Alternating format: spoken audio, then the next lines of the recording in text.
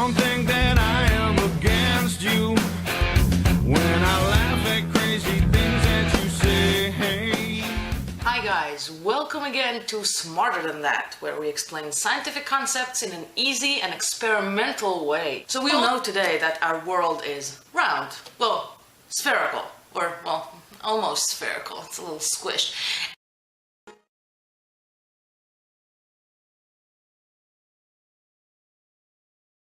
Anyways, we know it's not flat, right? We know that even if we go far, far away into the ocean, we won't fall off the edge. But we're not the first to know that the world is round, and we didn't have to wait for satellites to tell us that. So at around 300 BC, a man named Eratosthenes found out the circumference of the Earth.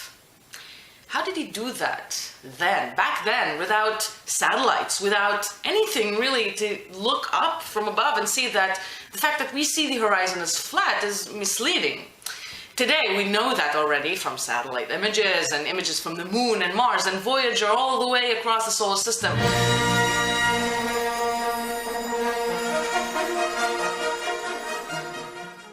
And that's great, but he did that with nothing of the sort. Eratosthenes was a scholar who lived in Egypt. One day he heard that on around 20th of June, which is summer solstice, and the sun is directly above the equator, or pretty much directly above the equator, we'll discuss this in another video, in Syene, which is another town in Egypt, sticks on the ground have no shadow.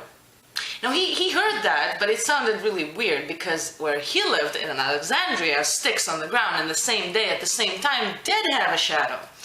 So he started thinking, what could possibly do this? Why, not too far away in another city, sticks don't make shadows, and in his own city, sticks do make shadows?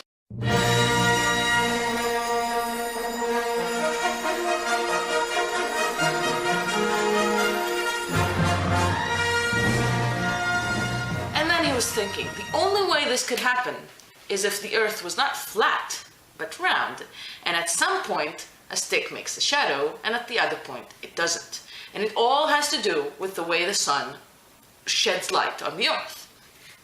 But he did more than that. He calculated the circumference of the Earth using these shadows. But instead of me just explaining it theoretically and going over it in trigonometry, forget all about that. Let's start the experiment. And all you need to do this time is just have a big fruit. I bought, this is a red pomelo, which is actually pretty good for you, by the way. This will simulate the Earth, even though it's not really round, but we'll work with it. You have a source of light. I'm gonna get a little light bulb for reading a book. This will simulate the sun. 2 sticks to simulate this 2 sticks. A Sharpie and a ruler. And that's it. This is all you need to have for our experiment. So with no further ado, let's start. So the first thing we need to do is know the size of our nails. As you can see here, I marked my nails so that they each have the length of 3 centimeters. And what I'm going to do is when I stick them in the fruit, I'm going to make sure that the blackened out part here, my marking, is totally inside the fruit, so that outside, the part that is producing the shadow is 3 centimeters long. And we're going to need that for the calculation. So we have our fruit standing by for us. Nice little fruit. And we have our light source, which will simulate the sun. And I will project light directly in this direction to really simulate what happens with the Earth.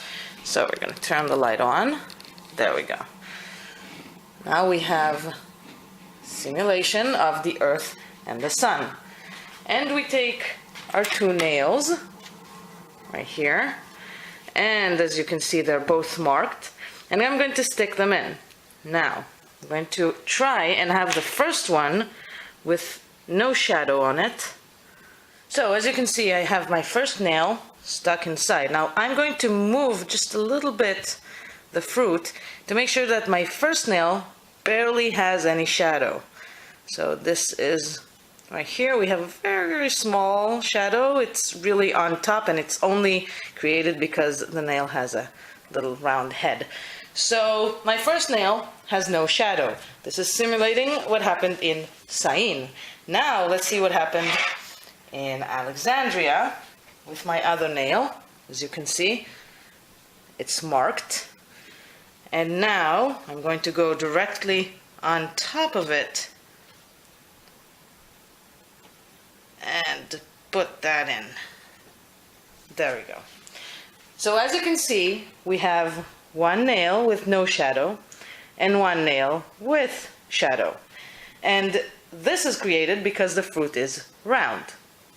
So now the next step is marking it up with my Sharpie. So we're going to mark the position of the first nail. We're going to have a little hole there, so I'm not worried. And we're going to draw how far this shadow is going. So this is going up to here. There we go. So I took out the nails, and now all that's left is the marking. This is the location of the first nail, this is the location of the second nail, and this is the shadow. The next step is to measure. So the distance between the two holes, 3.1 centimeters. The length of the shadow, 2.3 centimeters. So, what do we do with all the data we collected? Let's take another look at the Earth and the Sun. As you can see from this picture, we can treat the light from the sun as straight lines that produce the shadows. The angle from the stick to its shadow, or from the stick to the light beam, is the same angle that is produced by the arc, that is the distance between the two sticks.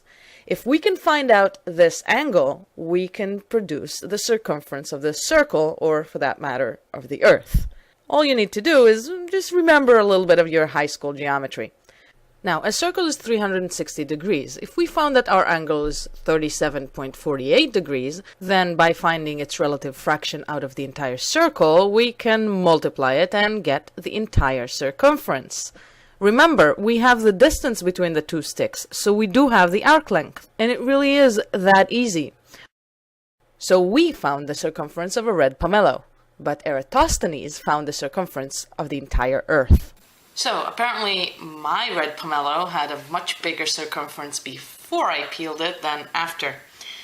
But the way I see it, when in doubt, try it out.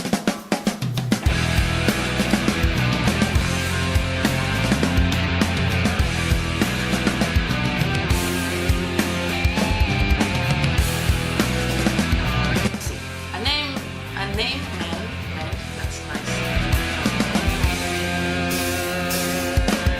Don't